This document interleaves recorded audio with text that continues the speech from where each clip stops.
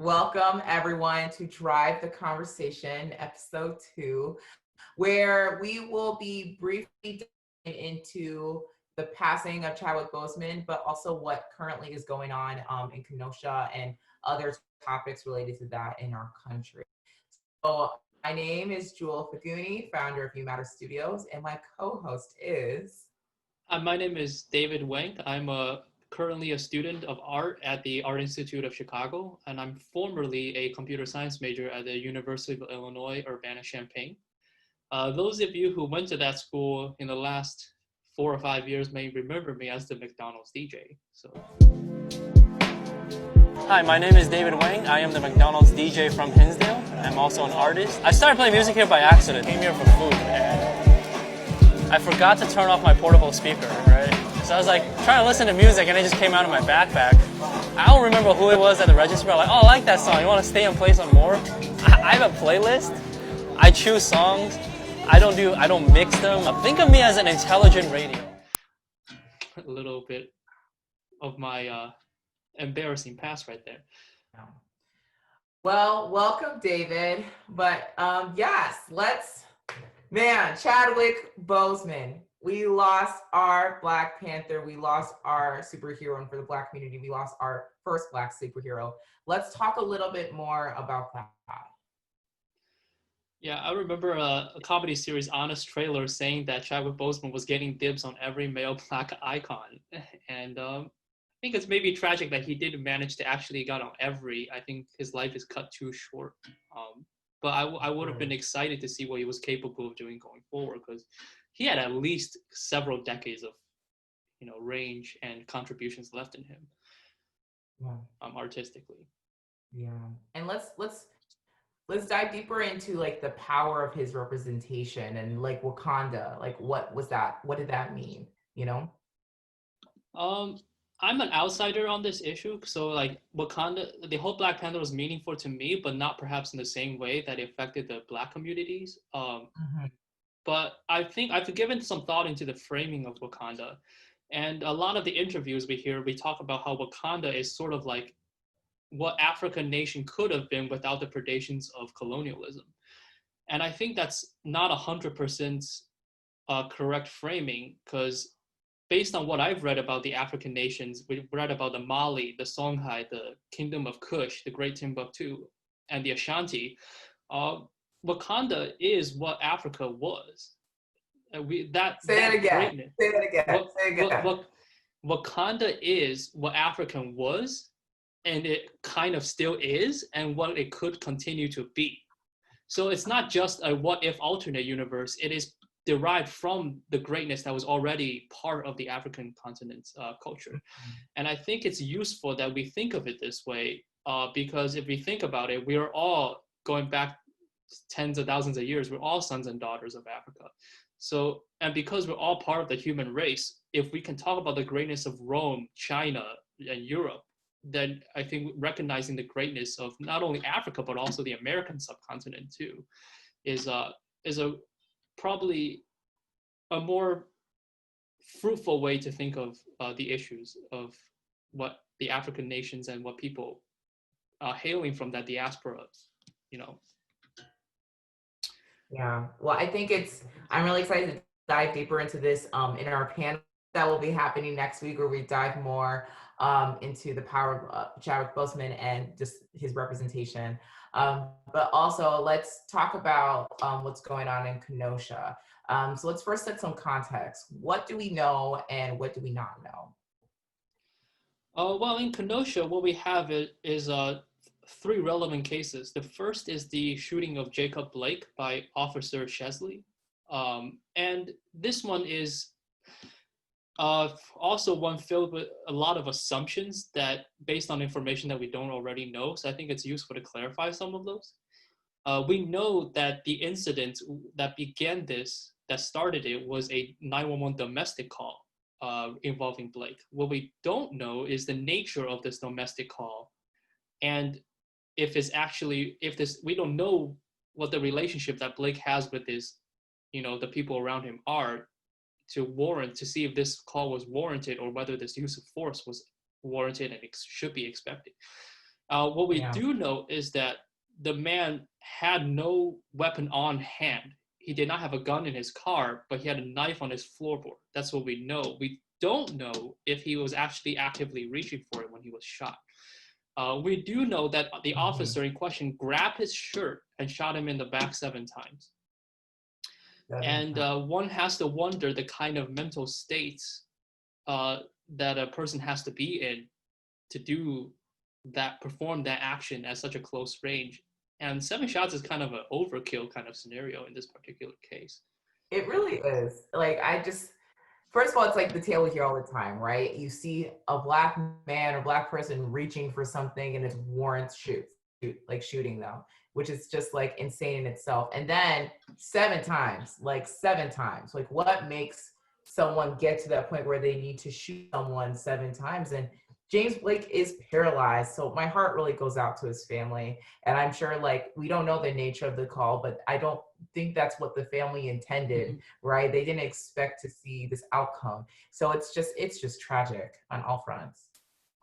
Yeah, and we also had like the last 3 days, the death of Daniel Prude at the hands of NYPD in New York was also started by what was initially a 911 call due to mental health issues. Because Prude needed some mental health help. And I'm pretty certain, I can't speak for Prude's family, but I'm pretty certain that they were not expecting this particular outcome for him. I think they were trying to get him help, not to get him executed under the law. And the case reminds me of Laquan McDonald's case in Chicago, where that kid, 16-year-old kid, was shot 16 times, I think. He was not even an adult yet. And this case also affects, like, even not just among racial lines, and the case of Daniel Shaver, who was shot on a hotel lobby while he was crawling and unarmed at that moment, is another sign that there's something profoundly wrong with the policing structure and the practices and the philosophy. And I think it's important to know that, like, no one is immune to this system. It disproportionately affects the Black community, but I think it's important that you brought up the Daniel Shaver case. Is like, we really need to continue to have these conversations and really understand the system of policing and what are other things that we can put in place to provide support when someone is dealing with something that has to do with mental illness. Like, it shouldn't always have to be the cops that come, but that right now is the system. So I think digging into that more and figuring out what other systems or what other things need to be put in place so then our communities can be more supported. I think that's a topic of discussion. Definitely. And the second thing is, as a result, protests have sprung up in the Kenosha area. In fact, resistance was already there in the aftermath of the George Floyd's case, which is now 2 to 3 months ago, 3 months ago, I think. Some time goes by fast, but also slow. Yeah, and Breonna Taylor's case is still unresolved for some reason that I can't fathom.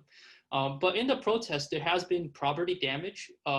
We know that there's been property damage, and there were some violent altercations. What we don't know is that whether those altercations, who started them, who incited them, and who was responsible for that and the property damage. We don't know if the natives were doing this. We don't know if people coming outside, or we don't know if it's a combination of both. What we do know also is that a recent study showed that 93% of all these protests across the country were peaceful. So take that into context, what you will. And I think it's worth exploring. Like, I think it's in general, like, we should understand, like, why are people protesting in the first place? Why is there property damage in the first place? There is an outcry for justice. It also is important to understand, like, who is a part of this, right? There's people who are genuinely doing this to protest, and then there's people who are not. So it's just good to also just fundamentally understand the why as well. But, like, let's talk about that kid with the gun. Oh dear. Okay, so Kyle Rittenhouse, a 17-year-old, a native of Illinois, was joining up with the Kenosha militia, which is the opposition to the protesters, and he was driven there by his parents, his mom, I think. And during the incident, he borrowed a rifle from a friend, open carried it against Wisconsin firearms law. And in the incidences, in the interactions that resulted, he killed 2 individuals and wounded 1. We know that the firearms that he carried was illegal. Not only was it illegal for him to own, it was illegal for him to open carry, because Wisconsin law will only allow a kid under the age of 18 to open carry for the purpose of range shooting and hunting. Now, if someone wants to justify his carrying a gun as hunting or range shooting, that's really says something disturbing about Mr. Rittenhouse's motivations. We are unable, it is unclear that if we're able to actually get him on the charge of the first-degree murder, simply because the first-degree murder charge requires premeditation, which means that he had to have gone to the event planning to kill someone. So it is not clear whether we can demonstrate this. What we do know from anecdotes is that he was being, prior to the actual shooting, prior to him actually shooting those 3 individuals, he was being antagonistic and provoking towards the opposition. But as always with these incidents, we have so much mess on the ground, it's unclear what is going on.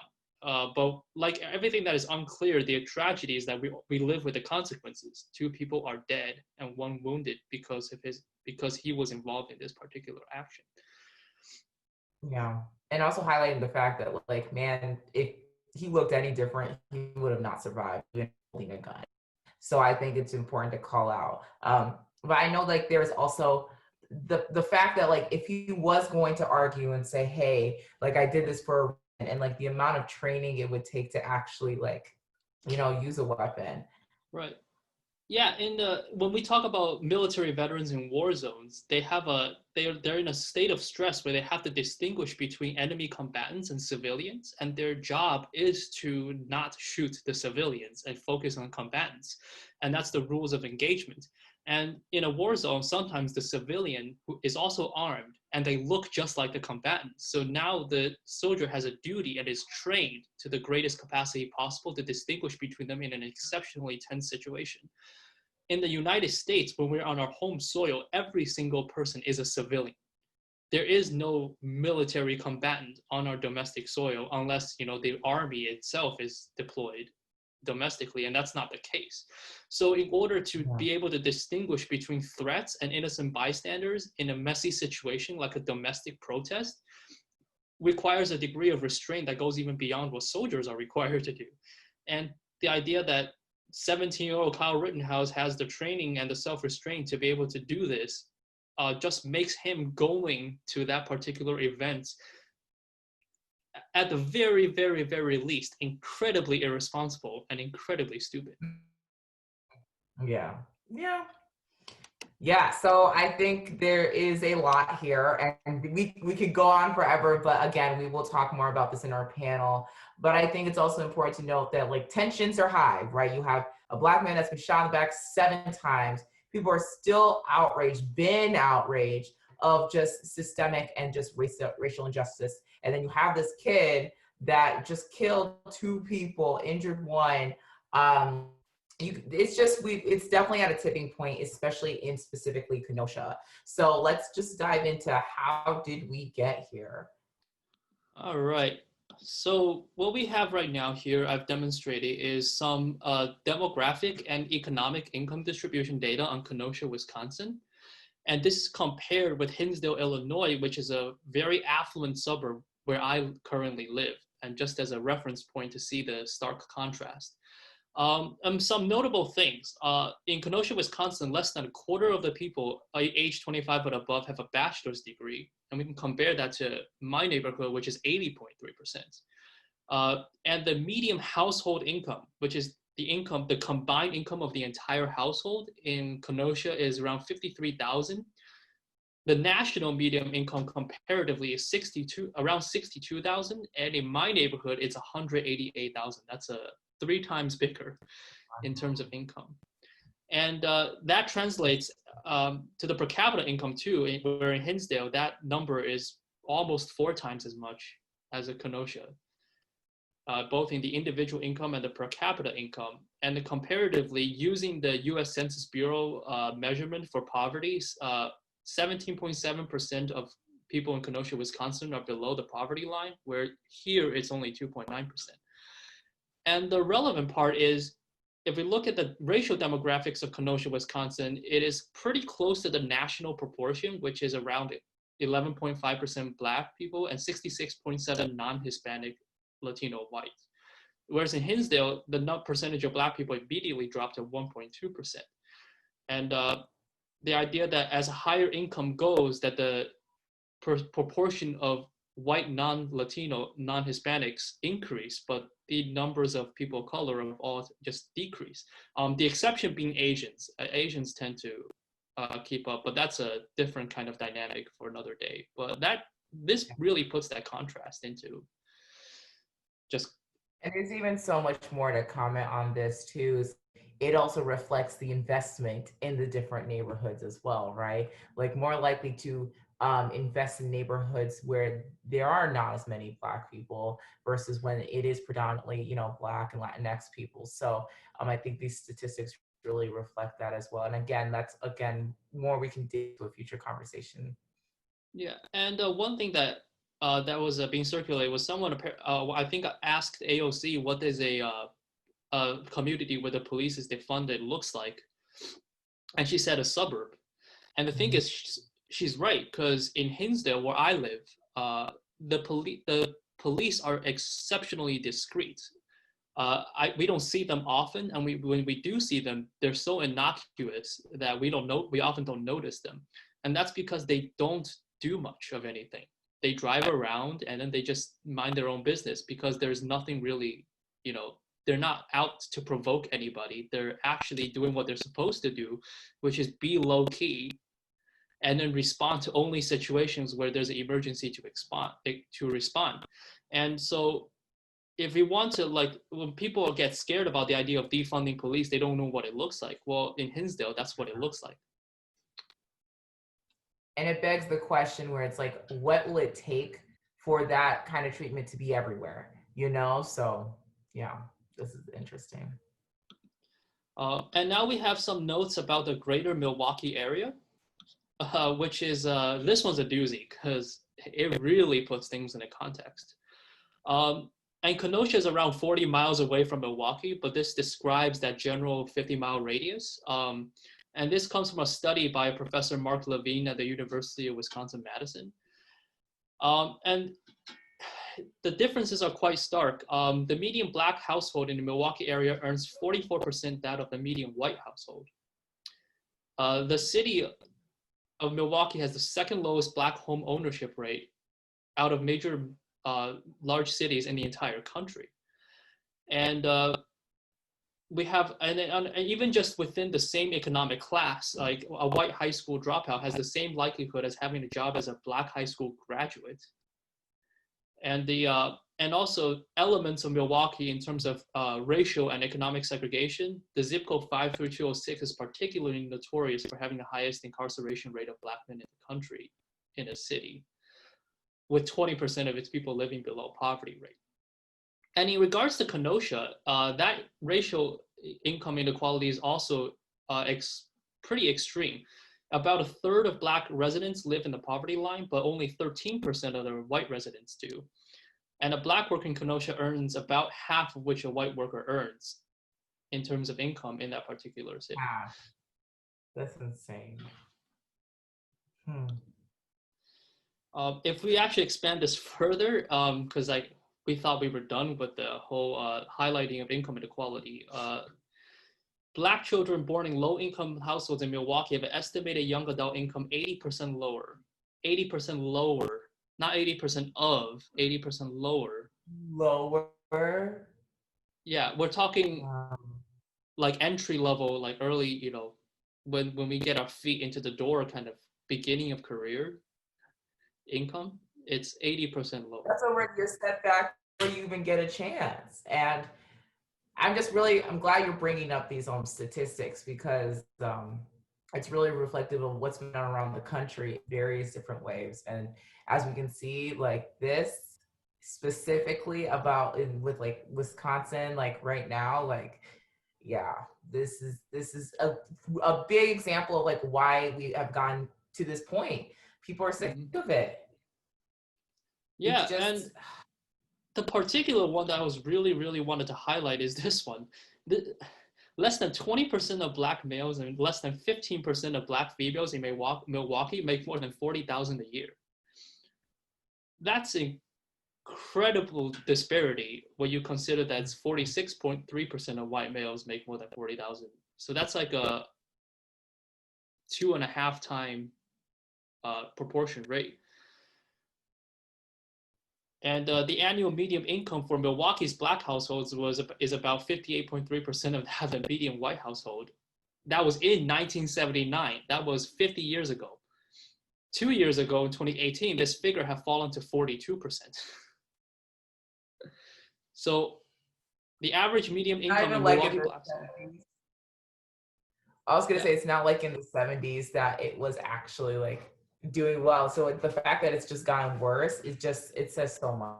It says so much. Like that, this is a great example of when people say, hey, it's gotten better. And it's like, has it? Has it? You know? So, damn. Yeah, and we're not always clear on what metric it does better mean. How are we measuring better? Like, because if we look at comparative statistics, things have apparently gotten worse.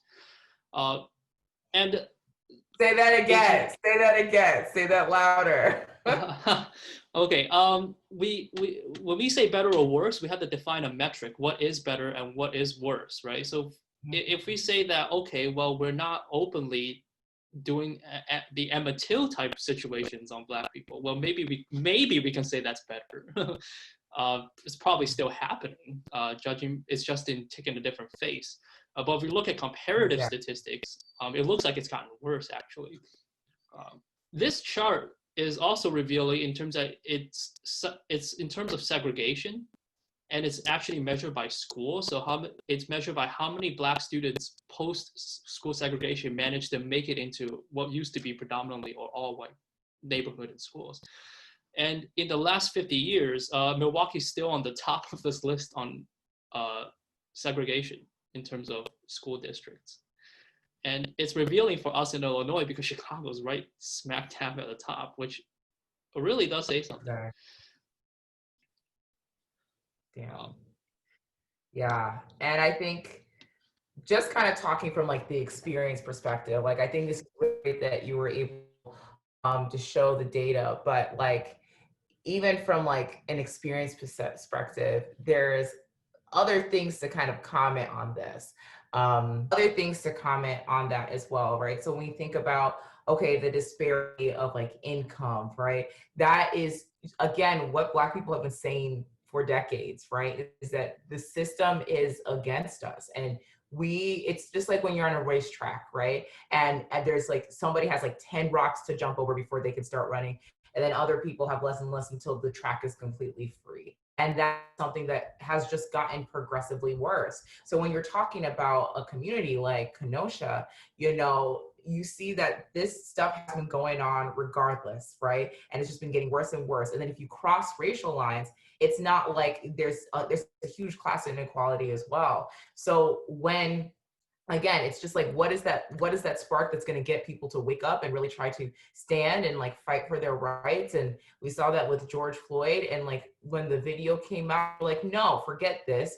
Silent protesting is not going to happen. We need to take it to the streets. And I think with Kenosha is a prime example where you see a Black man shot seven times. So like when people are on these streets protesting and like when other things are happening. So I think some things to dig into is we don't know.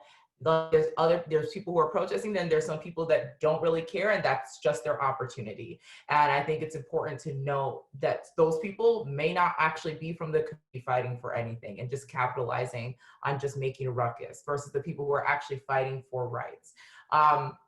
But like outside of that, like taking it from the bigger context of the Black community, and I can't speak for the whole Black community, this is just from my experience, some of my friends, is we just lost Chadwick Boseman. Like, I think the whole world felt it. We lost a superhero, but specifically in the Black community, we lost our first superhero. So there's just an immense amount of grief there's a lot of rage, but also just a lot of exhaustion. And, my hope is that with all these protests that are happening everywhere in Portland, in Kenosha, but also still in Chicago and LA, like protests are still going on. I really hope it amounts to systemic change. And we definitely will talk more about this and honoring Chadwick Boseman in our next panel. But I think it's important for us to talk about, David, like, how can we, as we are driving the conversation between us, how can we encourage other people to continue to drive these conversations within their communities?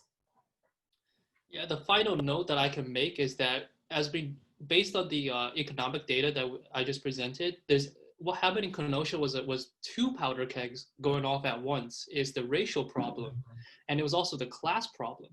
Well, what we have essentially in the conflict between the protesters in Kenosha versus the Kenosha militia, which is the opposition, is that we have the Kenosha militia, a group of people living in bad economic conditions, in conflict with the Black community who are living in worse economic condition.